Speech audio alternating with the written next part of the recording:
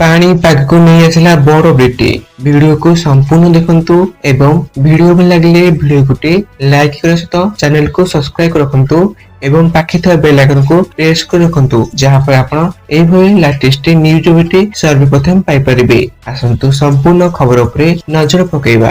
बंगोपसागर रे सक्रिय रहिछि गभीर अवपात। उत्तर पश्चिम दिगरे घंटा प्रति 10 किमी बेगरे अग्रसर हेउछि। एहा प्रभाव रे प्रबल वर्षा हेबो। पुरी ठारू 300 किलोमीटर दूर रे केंद्रीभूत हेउछि अवपात।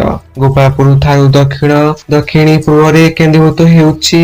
गत 6 घंटा 10 किमी बेगरे बहुछि अवपात।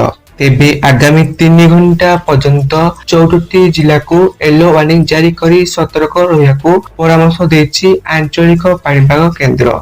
वर्षा घड़घड़ी सह झोड़ तूफानर पूर्वानुमान करी जगतसिंहपुर, केन्द्रापड़ा, जाजपुर, बलांगीर, नुआपड़ा, मालकानगिरी, कलाहांडी, कंधमाल, नवरंगपुर, भद्रक, नयागढ़, कटक और खोर्धा एही सब जिले में गोटे किंबा 2टी स्थान रे आगामी 3 घंटा मध्य वर्षा और घड़घड़ी सह झटका पवन 30 ରୁ 40 किलोमीटर प्रति घंटा होबार संभावना रही। सेपटे अक्टोबर 4 तारिख रे जगतसिंहपुर और पुरी जिला को रेड वार्निंग जारी कराइछि। एही दुई जिले में गोटे किंबा 2टी स्थान रे अति प्रबल वर्षा घड़घड़ी सह झटका पवन 40 ରୁ 25 किलोमीटर प्रति घंटा होबार संभावना रही। सेहीपरि मयूरभंज, बालेश्वर, भद्रक, केन्द्रापड़ा, जाजपुर, कटक, खोर्धा, नयागढ़, गंजाम, गजपति, कलाहांडी, कंधमाल, बलांगीर और ढेंकानाल भली जिला को ऑरेंज वार्निंग जारी करी सतर्क कराइछि।